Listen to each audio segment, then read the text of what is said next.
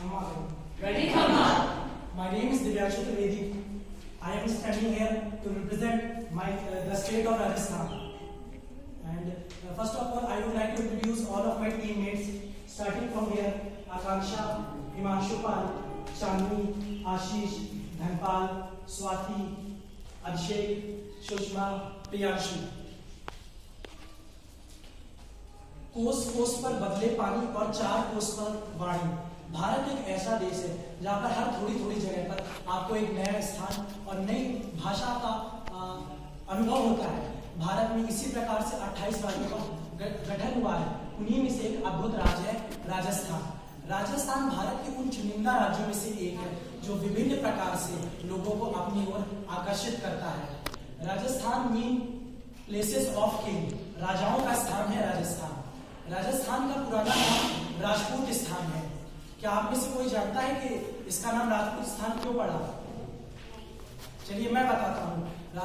राजस्थान का पुराना नाम राजपूत स्थान इसलिए था क्योंकि इसमें राजपूत कम्युनिटी का प्रभाव बहुत अधिक था। अब मैं आपको बताता हूँ कि राजपूत क्या होता है। जो चिंता को तलवार की नोक पर रखे वो राजपूत। जो रेत की नाव बनाकर समुद्र से शर्त लगाए वो राजपूत। जिसका सिर कट जाए परंतु धड़ फिर भी दुश्मन से युद्ध करे वो राजपूत। राजस्थान की राजधानी जयपुर है। इस राज्य का गठन 1 नवंबर 1956 को हुआ था। क्षेत्रफल की दृष्टि से राजस्थान भारत का सबसे बड़ा राज्य है। राजस्थान भारत का सबसे रंग रंगीला राज्य है। यहाँ पर रंग रंगीला शब्द पे विशेष रूप से गौर करिए क्योंकि राजस्थान में पिंक सिटी जयपुर है तो blue city Jaisalmer, golden city Jodhpur है तो व्हाइट सिटी भी है। अब हमारे बीच में आ रही है आकांक्षा। मैं आपको राजस्थान के कुछ धार्मिक स्थलों के बारे में बताऊंगी। उसमें से राजस्थान संस्कृति और पारंपरिकता के साथ साथ कुछ धार्मिक स्थलों के लिए भी विख्यात है, जो कि राजस्थान में वैसे तो बहुत से मंदिर हैं, लेकिन ये जो यहाँ भी राजस्थान में प्रसिद्ध मंदिर हैं वो विश्व भर में कई जगह पर नहीं है। उनमें से एक है अजमेर का शरीफ दरगाह, अजमेर का पुष्कर मंदिर जो कि ब्रह्मा जी का मंदिर है, और लक्ष्मी नारायण मंदिर जो कि जयपुर में स्थित है, और लक्ष्मी नारायण मंदिर, सोमनाथ मंदिर, सूर्य मंदिर एक्सेट्रा। धन्यवाद। अब हमारे बीच में आ रहे हैं हिमांशु पाल।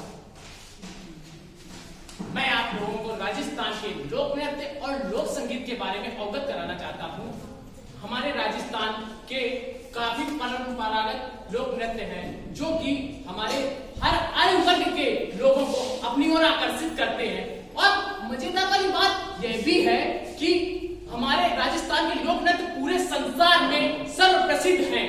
और हमारे राजस्थान के लोक नृत्य कुछ ऐसे भी हैं जो केवल कुशल लोग कर पाते हैं, जैसे कि उदयपुर का घूमर और जैसलमेर की कालबेलिया, तथा इसमें लोक संगीत कठपुतली, भांग, भोगा, भोपा, तीलम तेरा आदि लोक संगीत हमारे राजस्थान के सांस्कृतिक परंपरागत को और विख्यात बनाते हैं। अब हमारे बीच में आ रही है चांदनी। अब मैं आपको राजस्थान के फेमस प्लेसेस के बारे में बताऊंगी, जो इस अल्बर्ट हॉल म्यूजियम, भागलगढ़ का किला जो भूतों के लिए फेमस है, जूनागढ़ का किला, भटनेर का किला, तथा इसमें एक माउंट आबू है जिसे राजस्थान का शिमला भी कहा जाता है। अब आ रहे हैं आशीष। जैसा कि आप सभी लोग जानते हैं राजस्थान में कई नदियां हैं, पर यहाँ की कुछ विशेष नदियों के बारे में हम आपको अवगत कराएंगे। जैसे कि यहाँ की एक लूनी नदी है जो अपने खारे पानी के लिए प्रसिद्ध है। इसी प्रकार हमारे साबर झील है जो अपने मीठे पानी के लिए प्रसिद्ध है। ऐसे ही हमारे इंडिया की सबसे बड़ी इंदिरा गांधी कैनाल, हमारे इंडिया की सबसे बड़ी कैनाल इंदिरा गांधी कैनाल, जिसका निर्माण 2 नवंबर 1984 में किया गया था। ये कैनाल हमारे इंडिया की सबसे बड़ी कैनाल है जिसको पानी की सप्लाई सतलज रिवर से दी जाती है और ये हमारे 3rd डेजर्ट को सप्लाई करती है। इसी पर राजस्थान हमारे इंडिया का 2nd पोजीशन पर एजुकेशन में आता है। और अब हमारे बीच में आए स्वाति। जो राजस्थान के फेमस रेसिपीज के बारे में आपको बताएंगे। हमारे राजस्थान में बहुत से प्रमुख फूड्स हैं, जिनमें से भुजिया, लहसुन की चटनी, घेवर, गट्टे की सब्जी, पिटौर की सब्जी इत्यादि। इनमें से सबसे प्रमुख घेवर फूड है, जो सबका लोकप्रिय है। यह हमारे राजस्थान की पहचान है। अब हमारे बीच में आए सुषमा, जो कि आपको राजस्थान की ट्रेडिशनल मिठाइयों के बारे में बताएंगे। राजस्थान की कुछ फेमस स्वीट्स हैं, जिनके बारे में आपको बताने जा रही हूँ।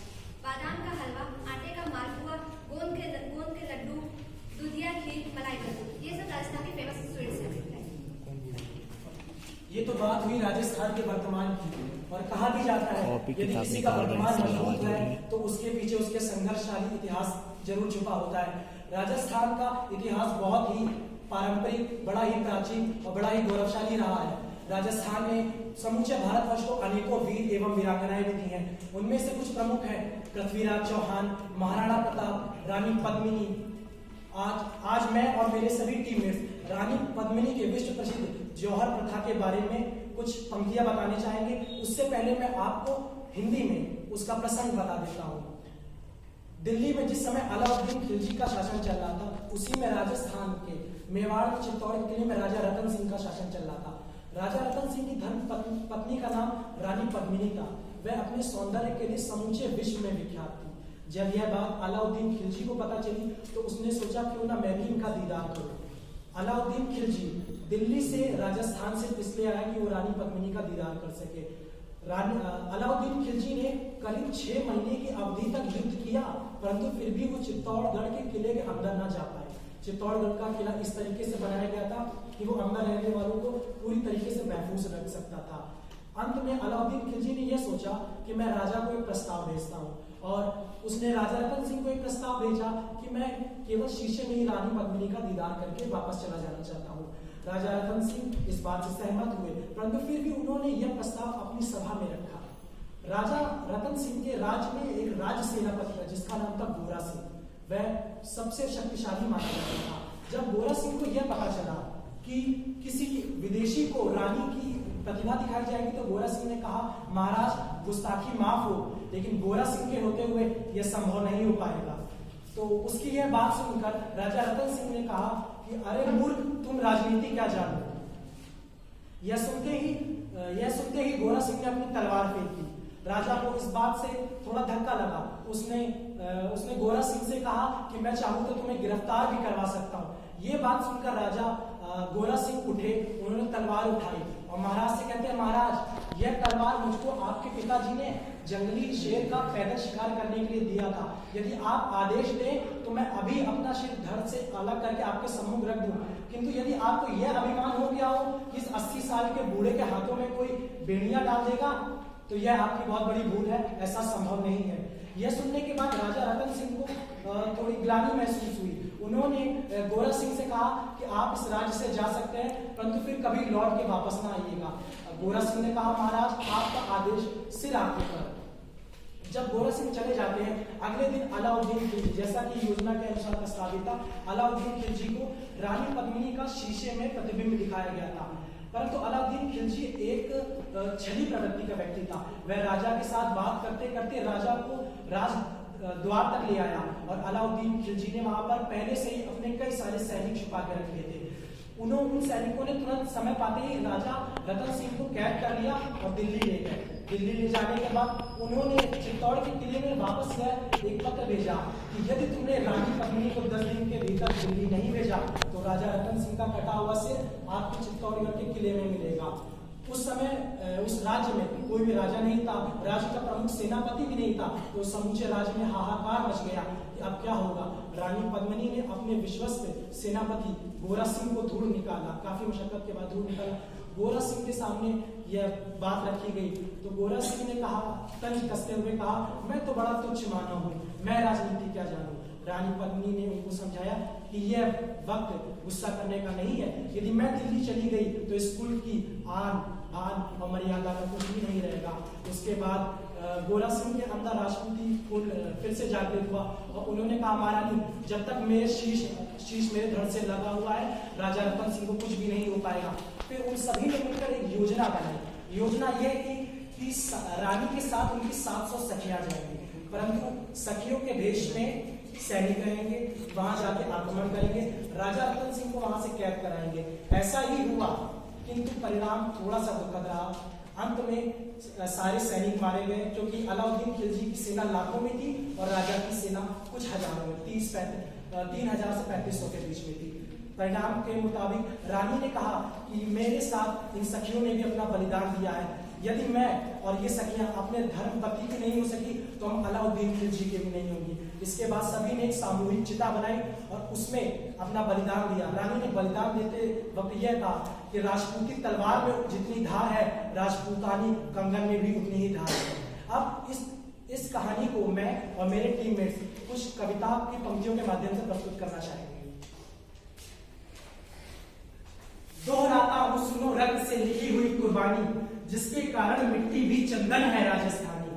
दोहराता हूं सुनो रक्त से लिखी हुई कुर्बानी, जिसके कारण मिट्टी भी चंदन है राजस्थानी। रावल रत्न सिंह को छल से कैद किया खिलजी ने, कालजयी मित्रों से मिलकर दगा किया खिलजी ने।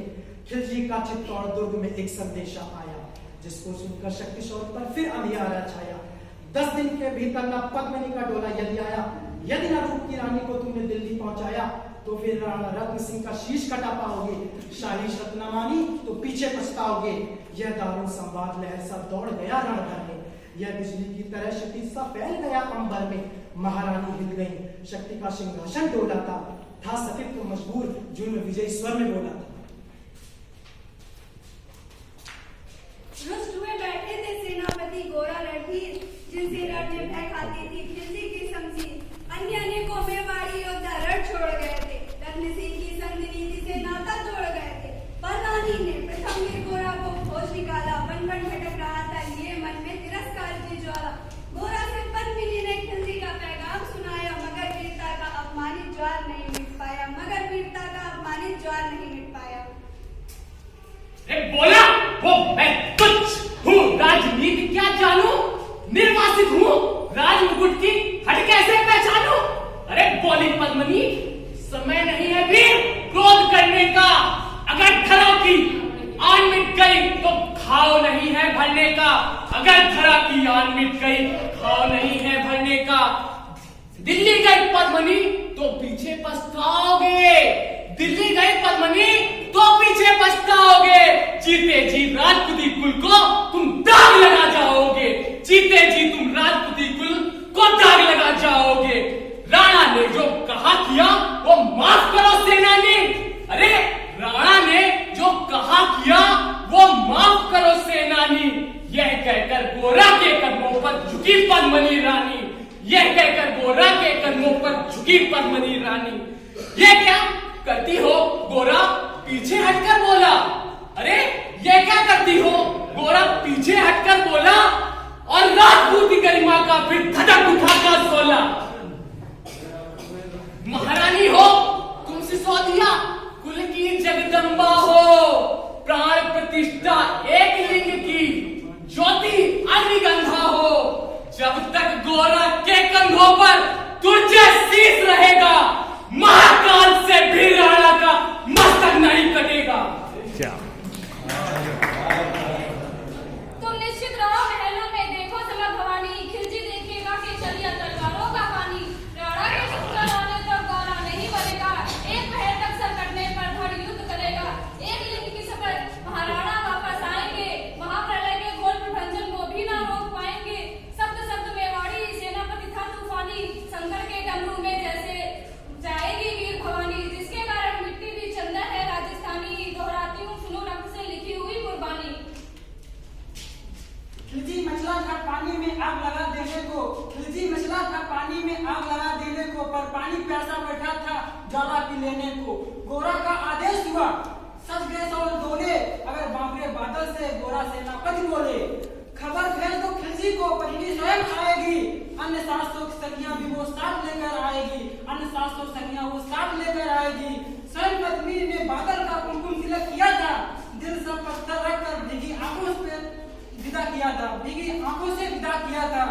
और 700 सैनिक जो यम से भी लड़ सकते थे, और 700 सैनिक जो यम से भी लड़ सकते थे, हर सैनिक सेनापति था लाखों से लड़ सकते थे। एक एक कर बैठ गए सज गई डोलियां पल में, एक एक कर बैठ गए सज गई डोलियां पल में, हाय मिटने की बोल लगी थी मेवाड़ दल में। जा पहुंची डोलियां एक दिन खिलजी के सरहद में, उधर दूत भी जा पहुंचा खिलजी के रंग महल में, बोला शहंशाह पद्मिनी मल्लिका बनने आई है, रानी अपने साथ हुस्न की सतियां रानी अपने साथ हुस्न की कलियां भी लाई है, मगर फरियाद उसकी फकत पूरी करवा दो, राणा रतन सिंह से एक बार मिलवा दो। खिलजी उछल पड़ा कर फौरन ये हुक्म दिया था, बड़े शौक से मिलने का शाही फरमान दिया था, वह शाही फरमान दूत ने गोरा तक पहुंचाया, गोरा झूम उठे उस क्षण बादल को पास बुलाया, बोले बेटा वक्त आ गया अब कट मरने का, मातृभूमि मेवाड़ धरा का दूर सफल करने का। अरे कायरो नीच बामड़ो छलचे कर सकते हो, किस बूते पर जवान मर्द बनने का दम भरते हो। ये कहकर बादल उस क्षण बिजली बन करके टूटा था, मानो धरती पर अंबर से अग्निजल छूटा था। ज्वालामुखी फटा हो जैसे दरिया हो तूफानी, सदियां दोहराएंगे बादल की रंग रंग कहानी। अरे का भाला लगा पेट में आते निकल पड़ी थी, जख्मी बादल पर लाखों तलवारें खिंची पड़ी थी। कसकर बांध लिया हाथों को केसरिया पगड़ी से, कसकर बांध लिया हाथों को केसरिया पगड़ी से, रंचक दिगाना हुआ भयंकर सम्मुख मृत्यु खड़ी से।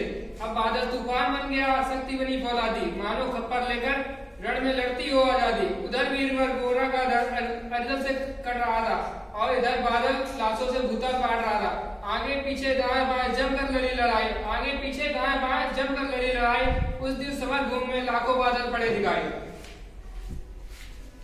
मगर हुआ परिणाम नहीं कि जो होना था उनको तो कड़कर अलियों के शान से होना था। मेवाड़ी सीमा के राणा सकुशल पहुंच गए थे, मेवाड़ी सीमा के राणा सकुशल पहुंच गए थे, कोरा बादल तिल तिल के रण में खेत रहे थे।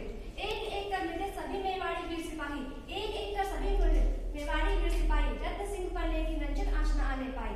कोरा बादल के शव पर भारत माता रोई थी, कोरा बादल के शव पर भारत माता रोई थी, उसने अपनी दो पैर ज्वलंत मड़िया खोई थी।